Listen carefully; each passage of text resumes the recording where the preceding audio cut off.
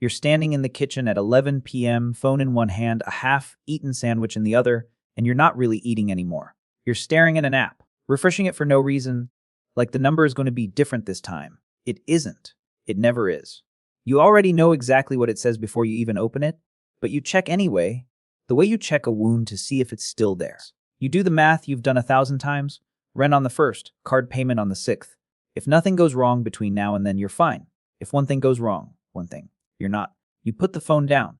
You finish the sandwich you're not tasting. You go to bed and you tell yourself you're overthinking it. You are not overthinking it. You are doing exactly the math your life has trained you to do every single night for years. If that's familiar, I need you to actually listen to the next few minutes because I'm not going to tell you to stop buying coffee. I'm not going to tell you to make a budget spreadsheet. You didn't come here for that, and honestly, that was never the problem. This is about one number, da 10 Zalundren, and what it actually does, not to your bank account, to you, the person. The one lying awake doing math nobody taught you but you learned anyway. People throw this number around like it's a milestone, like it's a badge. Save 1,000 Dalonzen, get a little trophy, move on to the next number. That's not what this is. Dal 10,000 isn't the destination, it's the line. And something happens the exact moment you cross it that almost nobody bothers to explain honestly, because most people who've already crossed it forget what the other side used to feel like. I want to be precise about something before we go further. This has almost nothing to do with how much you earn. You can know people who make real money, good money, money that would have sounded unreal 5 years ago, and they still do the same math at 11 p.m. that you do. Why? Because their life expanded to sit exactly at the edge every paycheck. Bigger income, bigger car, same thin margin. Your nervous system was never measuring your income. It's measuring your cushion, the actual distance between what you have sitting untouched and what one bad month could take from you. And for most people, no matter what they earn, that distance is dangerously small. Your body knows it even when you're telling yourself a different story. Here's the uncomfortable part. If that math at 11 p.m. is familiar to you, you are living inside something I can only call a cage. And the cruel part is the bars are invisible because you built every one of them yourself, one reasonable decision at a time. You never called it a cage. You called it being careful, being realistic, being an adult about money. But there's a version of realistic that isn't wisdom at all, it's fear, wearing a calculator as a disguise. Think about the decisions this cage has quietly made for you, decisions you've spent years attributing to your own personality. You stayed at the job with the manager who talks over you in every meeting, not because you respected him, but because 2 weeks without a paycheck felt like standing at the edge of something you couldn't climb back from. You didn't push back in that salary conversation. The one where you actually knew you were worth more than what they offered because the fear of them pulling the offer entirely outweighed years of being underpaid. You said yes to plans you didn't want to go to because saying no would require an explanation involving a bank account you weren't ready to show anyone. Every one of those moments ran through the same filter before you were even aware a filter existed. Can I afford to be wrong here? And when the honest answer was no, the decision stopped being yours. Your balance made it for you quietly, without asking permission, the way it always has. You've been calling this your personality, cautious, grounded, practical. It was never personality. It was math, deciding who you were allowed to become, one decision at a time, without you ever getting a vote. Here's the part that surprises people. This isn't something that improves slowly as your account creeps up, the way most people assume. It happens almost all at once, right at the specific line. The way a thermostat doesn't gently warm a room. It clicks over the second the temperature crosses a set point. And once you're on the other side of that click, you cannot go back to not knowing what it feels like. The same way you can't unknow what real sleep feels like once you've finally had a full night of it after years of insomnia. Here's what the actual moment looks like for most people. It's never dramatic. You're checking your account for something totally unrelated, paying a bill, sending a friend money back. And you notice the number quietly slipped into 5 digits. No music. No one claps. You might sit there half a second longer than you need to. You might screenshot it like a text you're not sure you believe. You almost definitely won't tell anyone. And then you close the app and go back to your day, not realizing your nervous system just received information it has never had in your entire adult life. You can absorb a hit. Not everything. Not a catastrophe. But the ordinary hit, the one that used to blow up your entire month, doesn't do that anymore. Picture the version of you before this number. You're in a waiting room at the mechanic, the kind of lighting that makes everything look worse than it is. Your car made a noise on the way to work. The estimate comes back at $700. Before this number exists in your life, there's no decision here. There's one option. Sign it. Put it on the card. Figure the rest of the month out later. You drive home quieter than you arrived, already recalculating what has to give. Now, picture the exact same Wednesday, except this time doll 10 Valenzit is sitting behind you, untouched. Your stomach still tightens a little. You're human. But the next 10 seconds go completely differently. You can get a second opinion without panicking about the extra days. You can decide the car isn't even worth fixing and take your time finding something better instead of grabbing whatever's available. The $1,000 is annoying. It is not a crisis. It is annoying versus crisis. That's not a small gap. That's a completely different life wearing the same Wednesday. It changes the big moments too. Picture your manager telling you, as gently as these things get told, that your position is gone. 4 weeks of severance slides across the desk. Before this number, you go home in a full panic that night. You apply to everything within reach by morning. You take the first offer that comes back, regardless of whether it's actually good for you, because your bills don't care how thoughtful you're being about your next move. People in this exact position often end up somewhere worse than where they started, purely because they needed the fear to stop faster than they needed the right decision. After this number, something different happens. You ask for the weekend before deciding anything, and you actually take it instead of saying you will and panicking by Sunday night anyway. You think about what you actually want instead of what you can merely survive. You apply selectively to things you genuinely want, instead of everything with a pulse. And when an offer comes back lower than it should be, you can say no and mean it, because saying no doesn't threaten whether you eat next month. The ability to say no in any negotiation, in any conversation, is the only thing that ever makes the other actually respect what you're saying, and you never had real access to that ability before this number existed behind you. There's a version of this that has nothing to do with big moments at all, and it might quietly be the most exhausting part of living below that line. Every day, you make dozens of tiny financial decisions without even registering them as decisions. Generic or name brand. Pack lunch or grab something. Regular gas or wait until it's cheaper somewhere else. Each one burns a small amount of mental energy, and by the end of the day, you're tired in a way that has nothing to do with physical exertion. You're tired from calculating. After this number exists, something strange happens to almost all of those micro decisions. They simply stop being financial decisions at all. You choose the thing you actually prefer, not the thing your account can survive. That sounds small. It isn't. Imagine how much of your daily mental energy has quietly been spent on math you didn't even know you were doing 50 times a day for years. When that math disappears, that energy has to go somewhere else. It goes into your work, into the people you love, into actually noticing your own life instead of constantly managing the risk of it. Here's the part almost nobody warns you about, and it's not about you. It's about how everything around you responds once you quietly cross this line. Nothing about your face changes. Nothing about your job title changes. But the systems reading your financial data respond to a completely different signal. The interest rate on a car loan isn't the one you'd have gotten a year ago. The credit card offers in your mailbox look like actual credit, real limits, not the glorified secured cards that basically ask for your own money as collateral just to lend a fraction of it back to you. The bank handles your issue in one phone call instead of 3 and an escalation to a manager. None of that is fair, and I want to be honest about that. All of it is completely real. The financial system was never responding to who you actually are as a person.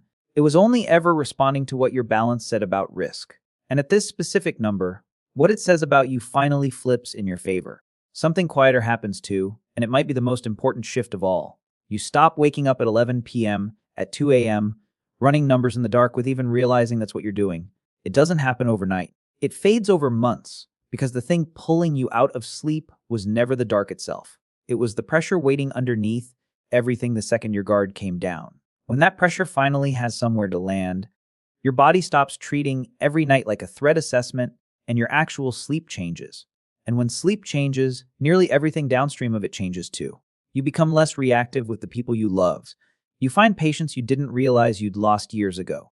Not because you became a fundamentally different person overnight, because the fear that had been quietly eating your capacity for years finally had something solid to push against, and it stopped winning by default. Something in how you carry yourself shifts too, subtly enough that you might not notice it happening to you even while other people start noticing it in you. You look exactly the same on the outside. Same face, same car, probably the same apartment for a while longer. But the fear that used to sit underneath every interaction, The quiet pressure of knowing one bad week could genuinely end you starts loosening its grip. And when it loosens, you stop needing things you didn't even realize you needed. You stop agreeing with people you don't actually agree with because you're no longer desperate to protect every relationship or income stream out of pure necessity. You stop shrinking yourself in rooms where you used to feel outranked. Not always in the direction you'd expect walking into this. Some people in your life were quietly bonded to the version of you that always needed something. Needed favors, needed flexibility, needed things split a particular way every time just to survive the month. When you stop being that person, some of those specific dynamics fade on their own without a single confrontation. That isn't a loss, even if it feels strange at first. That's clarity finally arriving about what was actually there underneath the surface the whole time. But something else happens on the other side of that too. You start showing up differently for the people who actually matter. Less snappy at dinner. Less distracted during conversations that deserve your full attention. Less likely to explode over something genuinely small. Because that small thing used to hit a nerve that was already raw from years of financial pressure you never talked about out loud, not even the people closest to you. Here's the part almost everyone misses entirely, and it might be the biggest one of all. This number doesn't just change your present circumstances. It quietly starts rewriting your future in ways you can't fully see yet from where you're standing. When you have no real cushion, every year of work functions as a year of staying exactly even. You go in, you come out, the account starts at roughly one number and ends 12 months later at roughly the same number. You're not building anything. You're maintaining the ground beneath your feet. And maintaining is exhausting precisely because the ground never rewards the effort. It just sits there silently, waiting for you to slip. The moment you cross this number, you stop maintaining. You start building. And building changes your entire relationship with time itself. Someone who is purely surviving experiences as the enemy. Something passing by while they remain stuck exactly where they started. Someone who is genuinely building experiences time completely differently, as the engine quietly doing the work while they sleep. Once you actually feel that shift, once you watch that 1,000 quietly become dar 10, 400 without lifting a finger, sitting in an account earning real interest, the entire game changes in your head, because now you understand something that people living right at the edge never get the chance to see clearly. Money genuinely grows when you leave it alone long enough. The hard part was never earning it in the first place. The hard part was always accumulating enough of it that you stopped consuming the entire thing the second it arrived. There's a version of confidence people try to teach. Stand up straight, speak slowly, hold eye contact a beat longer than feels comfortable. None of it works the way people think it does, because the body knows the truth underneath performance. Real confidence isn't a posture. It's the absence of a specific kind of desperation, and desperation is almost impossible to hide once you know what to look for. Before this number exists in your life, you walk into a negotiation already halfway defeated, because some part of you has already decided you can't afford to walk away if it goes badly. You accept the first number. You say yes a beat too fast. You laugh a little too hard at something that wasn't actually funny because the person saying it is someone you can't afford to upset. None of this is weakness. It's just what happens to a nervous system that knows it has no room to lose. After this number exists, the room changes without you doing anything differently on purpose. You can sit in silence after a lowball offer instead of rushing to fill it. You can say, "Let me think about it," and actually mean it, instead of using it as a polite way to stall before saying yes anyway. People read this shift before they can even explain what they're reading. They just sense that you're not negotiating from a place of fear anymore, and that alone changes how they negotiate back. Here's something that rarely gets said honestly. The hardest part of reaching this number was never really about the money.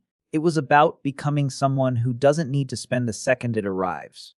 Most people approach saving like a diet. Cut everything hard for a few months, burn out, go back to the old pattern. The people who actually cross this line stop treating it like a temporary sacrifice and start quietly becoming a different kind of person. One who sees a paycheck and doesn't feel the pull to immediately empty it.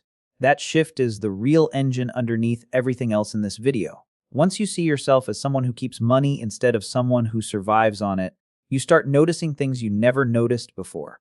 A subscription quietly draining you every month, a fee you've been paying without asking why, a version of your own spending that was never really about joy. It's just about numbing the exact anxiety this whole video started with. None of that happens because you suddenly became disciplined. It happens because the identity underneath the behavior finally changed, and the behavior simply followed. You're going to hear people online say $10 isn't real money, that it doesn't count, that actual wealth only starts somewhere around six figures or a million.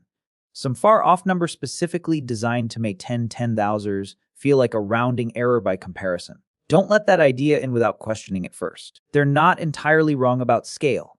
At 10,000 Thalanzen, you are not done. You are not wealthy. You are nowhere near finished. But they're completely misunderstanding what this number actually represents. It was never meant to be the destination. It's the first piece of real, undeniable evidence sitting in your own name, in your own account, that you are actually capable of not spending money the second you have it.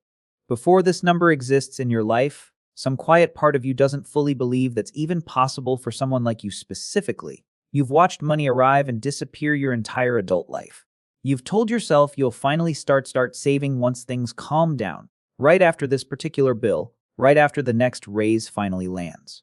That story always seems to have one more chapter that somehow never actually arrives. This number is where that story finally changes. Not because the money magically fixes everything around you, because you look directly at the number, and there is no longer any story left to tell yourself about whether you're actually capable of this. The proof is simply sitting right there in front of you. This number was never going to hand you a perfect, problem-free life. Bills still show up exactly when they always did. Bad days still happen to everyone, regardless of their account balance. But something underneath all of that changes permanently, in a way that cannot be undone once it happens. The moment you finally cross this specific line, you stop constantly asking yourself, can I actually afford to be wrong here? And you slowly start asking a completely different question instead. Is this actually what I want for myself? Those are two entirely different questions, running two entirely different lives.